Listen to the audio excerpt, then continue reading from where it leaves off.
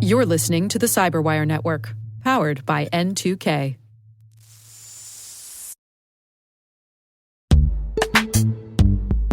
Investigating is hard enough. Your tools shouldn't make it harder. Maltego brings all your intelligence into one platform and gives you curated data, along with a full suite of tools to handle any digital investigation. Plus, with on-demand courses and live training, your team won't just install the platform. They'll actually use it and connect the dots so fast, cybercriminals won't realize they're already in cuffs. Maltego is trusted by global law enforcement, financial institutions, and security teams worldwide. See it in action now at maltego.com.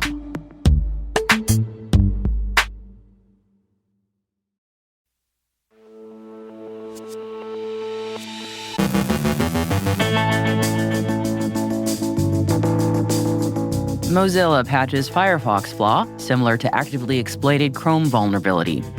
Russia-based RedCurl gang deploys ransomware for the first time. Ukraine's railway operator recovers from cyberattack. India cracks down on Google's billing monopoly. Morphing Meerkat's phishing kit abuses DNS mail exchange records. 300,000 attacks in 3 weeks. Our guest is Chris Wysopal, founder and chief security evangelist of Veracode, who sits down with Dave to discuss the increase in the average fix time for security flaws. And Liz Stokes joins us with another Fun Fact Friday.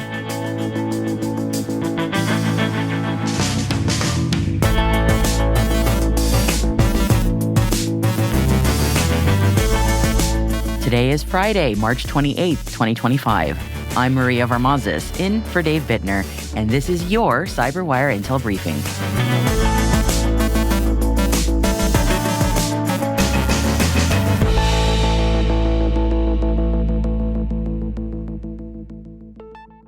Happy Friday, everybody. Let's get into it. Mozilla has issued a patch for a critical Firefox vulnerability that could allow attackers to perform sandbox escapes on Windows, the Register reports. The flaw is similar to an actively exploited vulnerability patched by Google in the Chrome browser earlier this week.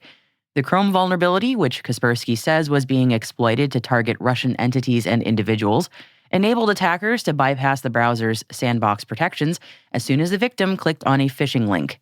Mozilla stated this: following the sandbox escape in CVE 2025-2783, various Firefox developers identified a similar pattern in our inter-process communication code.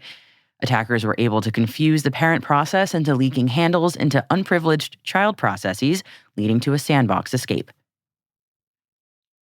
Bitdefender says the Russia-based threat actor RedCurl, which has been conducting data theft since 2018, has launched its first ransomware campaign. RedCurl is a mysterious group whose motivations are unclear. The threat actor seems to be financially motivated, but there's no evidence that it extorts its victims after stealing their data.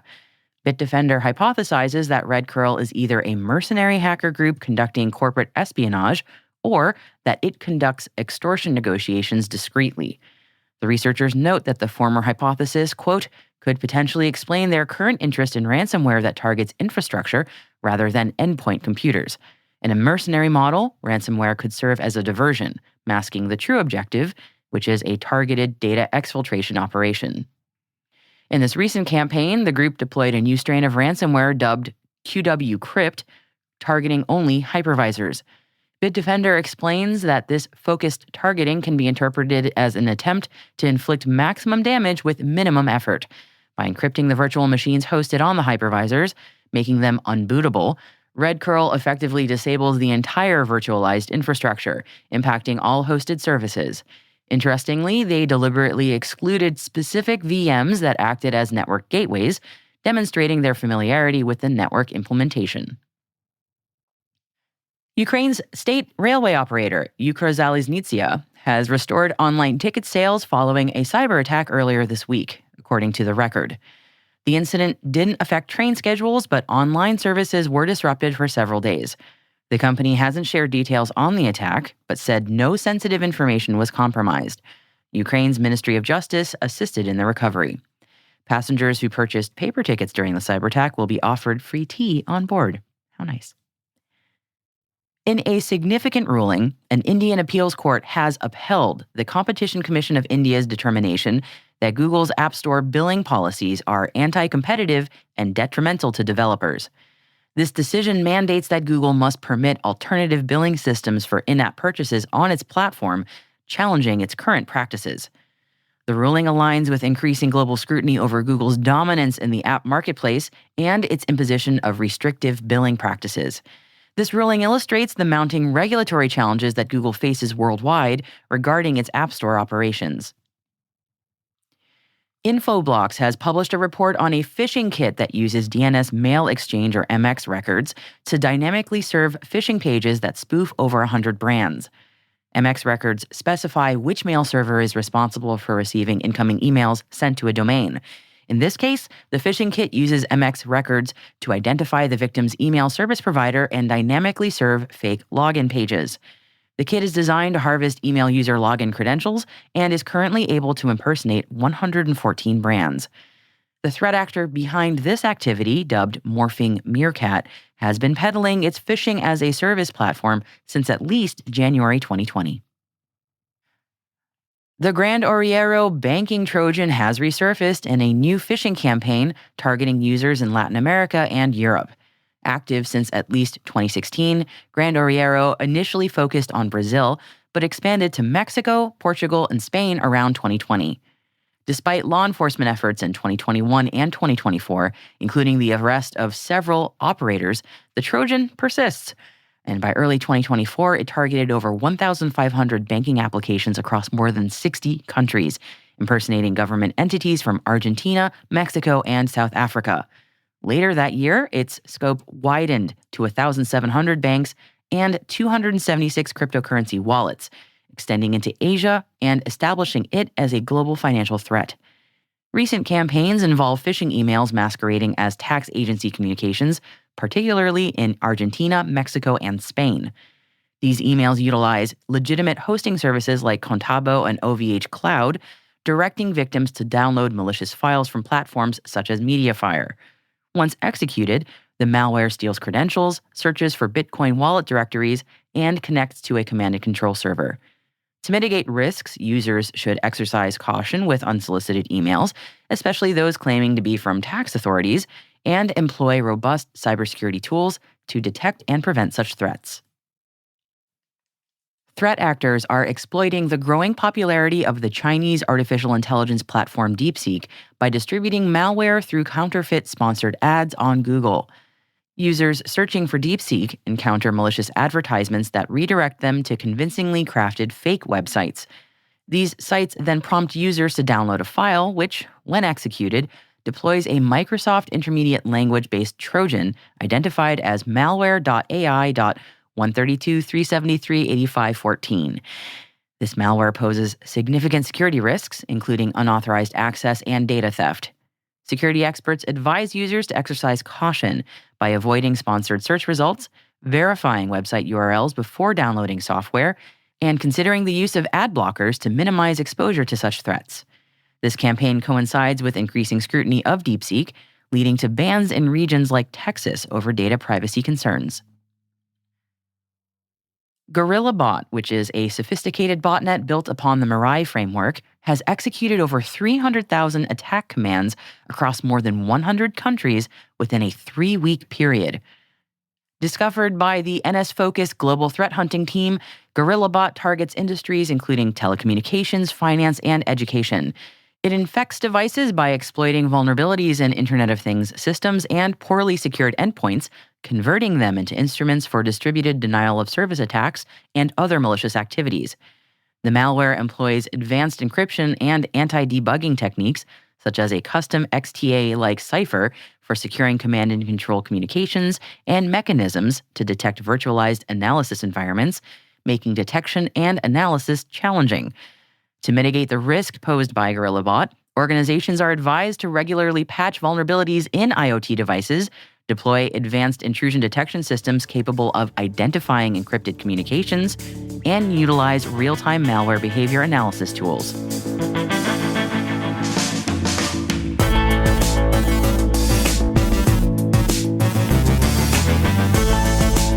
Stick around. After the break, Dave Bittner chats with Chris Wysopal, founder and chief security evangelist at Veracode. about why the average time to fix security flaws is on the rise. Plus, our very own producer, Liz Stokes, has a fun fact about passwords that you don't want to miss.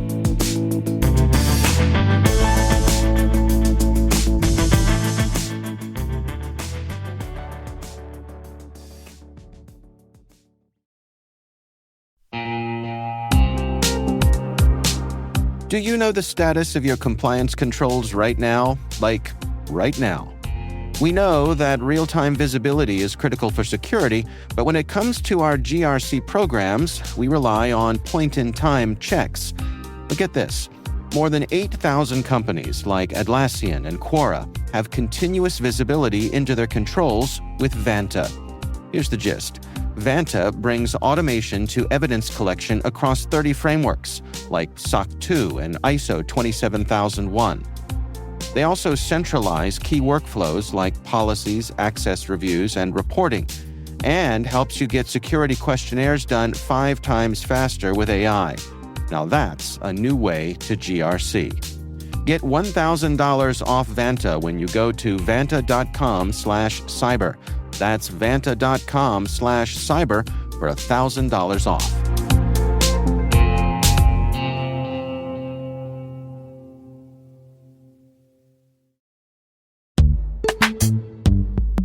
Looking for a career where innovation meets impact? Vanguard's technology team is shaping the future of financial services by solving complex challenges with cutting-edge solutions. Whether you're passionate about AI, cybersecurity, or cloud computing, Vanguard offers a dynamic and collaborative environment where your ideas drive change. With career growth opportunities and a focus on work-life balance, you'll have the flexibility to thrive both professionally and personally. Explore open cybersecurity and technology roles today at vanguardjobs.com.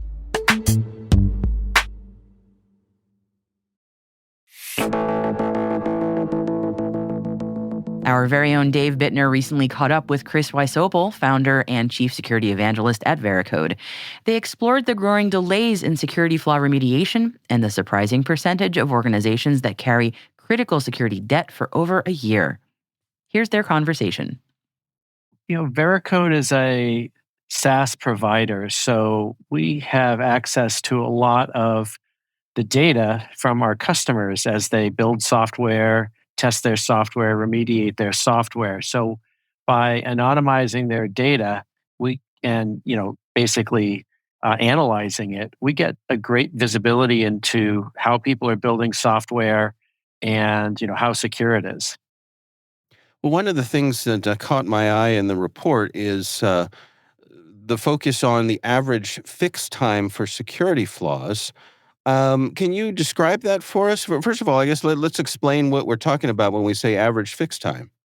Yeah. So, when someone builds some software and they write some code, they typically then will do a security test on that code. And so a lot of this is automated. So it's just part of the building process, building the software. You test it and you find a vulnerability in the software. You don't always fix it right away. You could fix it right away, but more often than not, you have other things that are more pressing than fixing a security bug. You're trying to finish your feature. You're trying to get another feature done. So people just essentially put it on the backlog. They record it, they write it down, they put it in a ticketing system, and they say, I'll get to this later. And so the time between when the vulnerability was found and when the vulnerability is fixed is what we call fix time. And the trend for that time has been headed in the wrong direction, it would seem. Yeah, it's really kind of it's interesting. It's something that is a little bit unexpected. And we've been doing this for 15 years. And back in 2010, the average, and this is the average. Obviously, some things are fixed much quicker, and some things are fixed much later. But the average was 59 days. Then we looked at our data from 2020, just 5 years ago. It was 171 days, so quite a jump, right? It pretty much almost tripled there. And you'd think, well, how much worse can it get? And then in the last 5 years, it's gone from 171 days to 252. So it's increased significantly again. So this is something that we're kind of trying to piece apart, like what are some people doing right and what are some people doing wrong that's causing it to take so long to fix vulnerabilities? So, yeah, let's unpack that together. I mean, what do you suppose is behind these numbers?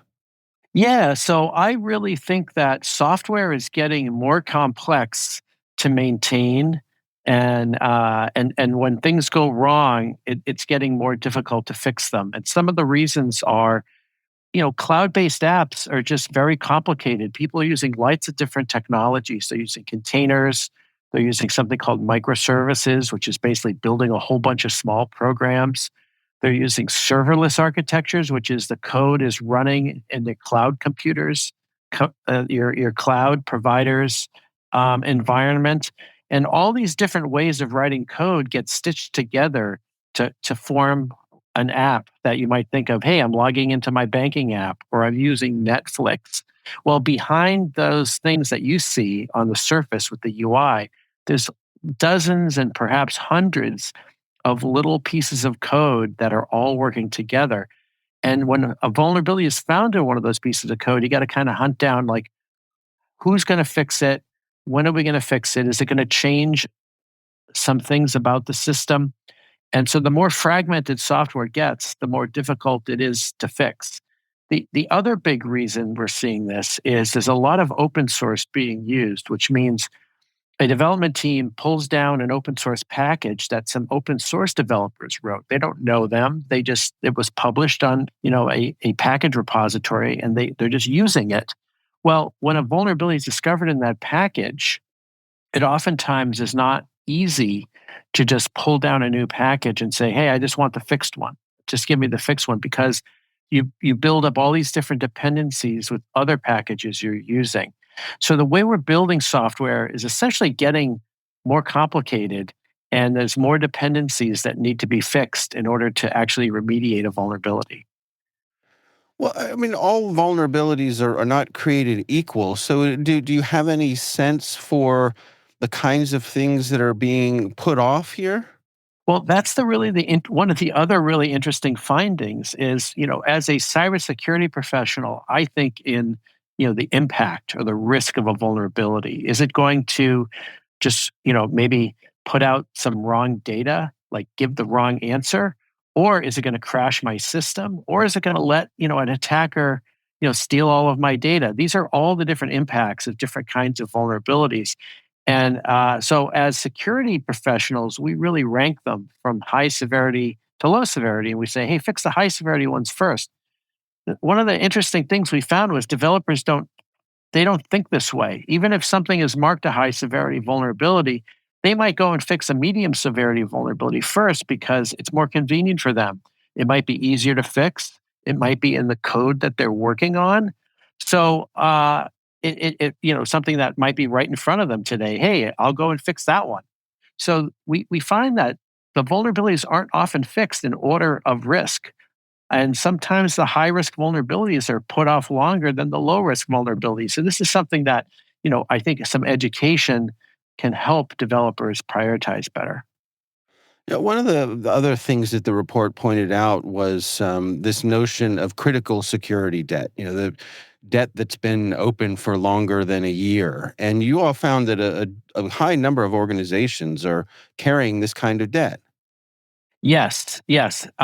We found that 70% 75% of organizations have this kind of debt, and it was 70% last year. So it's getting worse. Now, the flip side of this is 25% of our customers have found a way to fix all their vulnerabilities within a year. So it's possible to do this, and we kind of split them apart, and we called them industry leaders and industry laggards to try to tease apart. There are companies that are able to build secure software, and they're staying on top of it's getting harder to remediate the code, but they're staying on top of it. And then there are other organizations that are not doing that. So we see a big difference. It's sort of the security haves and the have-nots. We see across our customers, there's lessons to be learned from the leaders, and maybe the lagging organizations can take some of those lessons. Are there any commonalities here? I mean, the folks who are finding success and taking care of these things early, anything that they share with the folks who are doing that along with them? Yeah, one of the challenges is older software. Uh, Hmm. Older software that's been around for 10, 15 years or is just larger. It's been worked on by maybe hundreds of developers instead of a few developers. It becomes more difficult to manage that software and it becomes harder to fix the vulnerabilities, especially when they're third party vulnerabilities coming in from open source packages. To some degree, no one wants to touch anything unless they absolutely have to. So we find that those larger applications, people end up actually carrying more risk and they accept that security debt. Whereas smaller applications that are maybe just a few years old, teams are able to keep up. So I think this is one of those lessons that maybe we should be breaking software into smaller components that are easier to manage. What are the take homes for you in terms of this year's State of Software Security report? What do you hope people take away from it? Yeah, I think one thing people should realize is, remediation capacity, like how much effort you're going to put towards it, is a choice. It isn't something. It's something that your product management and your engineering team can decide on, and you can manage the level of risk. But you have to decide on how much capacity are you going to put towards fixing vulnerabilities? And how are you going to make a trade off between, say, new features and fixing bugs? And that's an important thing for every company to think about. Security that doesn't, unfortunately, it does sort of just happen, but it doesn't have to be that way. You can be more planful about it. The other thing is we're starting to see the usage of AI, generative AI, in products like Copilot to write code, and that allows developers to write code a lot faster. But what we found is it doesn't necessarily make that code any more secure. It actually is about as secure as an average developer would write the code, and that's because that's how it's learned to write code is from other developers' code that's been published. But the challenge is AI writes code faster, right? So it can Hmm. create more vulnerabilities faster. So I think this is one of the more dangerous times, and we're going to be watching this for our next State of Software Security report next year. Kind of a dangerous time for software development when we're kind of charging ahead using these AI code generation tools because they increase productivity. They let us write more software faster, but we haven't really got grips on how are we going to maintain the same level of security? Who's going to fix all these bugs? And are we ready for that faster code writing and faster vulnerability generation? So this is something I'll be looking forward over the next year, making sure that we have a solution for this. That's a really an interesting inflection point, and I suppose the flippant answer would be it's AI all the way down, right, Chris? So, Yeah, every problem solved by AI, we just use that's AI. right. Every problem created by AI, we use AI to solve. So yeah, What could there will possibly be go more. wrong? There will be more AI fixing code, and we just have to make sure it's fixing the code correctly. That's right. That's right. So that's the challenge going forward. That was Chris Wysopal, founder and chief security evangelist at Veracode. If you enjoyed the discussion, make sure to tune in daily for more expert insights on the latest industry trends.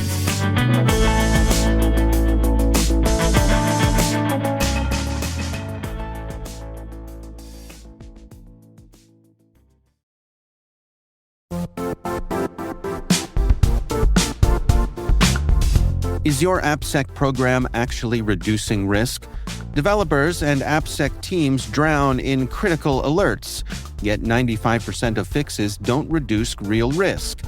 Why? Traditional tools use generic prioritization and lack the ability to filter real threats from noise. High-impact threats slip through and surface in production, costing 10 times more to fix. Ox Security helps you focus on the 5% of issues that truly matter before they reach the cloud. Find out what risks deserve your attention in 2025. Download the Application Security Benchmark from Ox Security.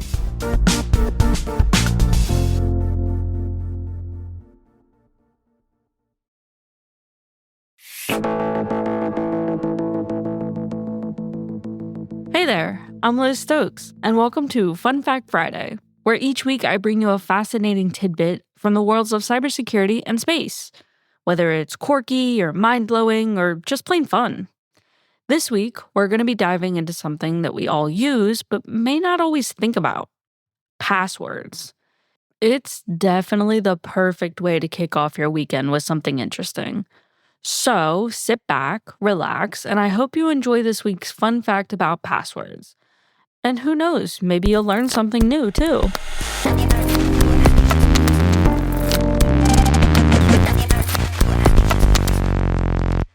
Welcome to Fun Fact Friday, your one-stop shop for the quirkiest tidbits of wisdom. I'm your host, Liz Stokes, here at N2K CyberWire. Today we're taking a step back in time, 1961 to be exact. While NASA astronauts were gearing up to land on the moon, over at MIT, a man named Fernando Corbato was busy creating the world's first digital password system. With his compatible time-sharing system, users could log in, manage their own files, and feel super high-tech while doing it. Now, the first ever password is lost to history, but let's be honest, odds are it was something like password 123. So, next time you're updating your password, remember, you're part of a legacy. Just maybe aim for something a little stronger next time. See you soon. That was our one and only Liz Stokes with Fun Fact Friday. And if you enjoyed that and want to hear more of her fascinating facts, head on over to our N2K YouTube page for a treasure trove of fun and interesting tidbits.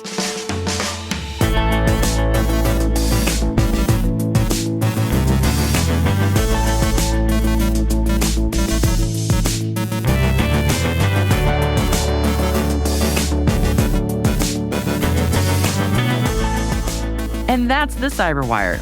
For a link to all of today's stories, check out our daily briefing at thecyberwire.com. Be sure to join us for an all-new Research Saturday, where Dave sits down with John Williams, vulnerability researcher from Bishop Fox, as they are discussing research on tearing down sonic walls, decrypting Sonic OS X firmware. That's Research Saturday. Check it out. We'd love to know what you think of this podcast. Your feedback ensures we deliver the insights that keep you a step ahead in the rapidly changing world of cybersecurity. If you like the show, please share a rating and review in your podcast app. Please also fill out the survey in the show notes or send an email to cyberwire@n2k.com. We're privileged that N2K CyberWire is part of the daily routine of the most influential leaders and operators in the public and private sector, from the Fortune 500 to many of the world's preeminent intelligence and law enforcement agencies. N2K makes it easy for companies to optimize your biggest investment, your people. We make you smarter about your teams while making your team smarter. Learn how at n2k.com. N2K's senior producer is Alice Carruth. Our CyberWire producer is Liz Stokes. We're mixed by Trey Hester, with original music and sound design by Elliot Peltzman. Our executive producer is Jennifer Iben. Peter Kilpie is our publisher, and I'm Maria Varmanzas in for Dave Bittner. Thanks for listening. Have a great weekend.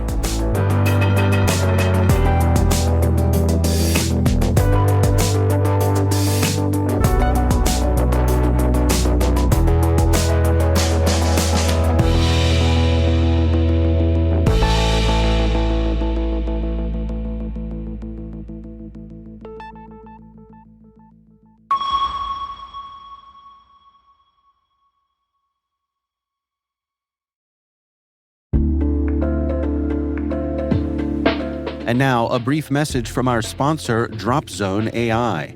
Is your SOC drowning in alerts, with legitimate threats sitting in queues for hours or even days? The latest SANS SOC survey report reveals alert fatigue and limited automation are SOC teams' greatest barriers. DropZone AI, recognized by Gartner as a cool vendor, directly addresses these challenges through autonomous recursive reasoning investigations, quickly eliminating false positives, enriching context, and enabling analysts to prioritize real incidents faster. Take control of your alerts and investigations with DropZone AI.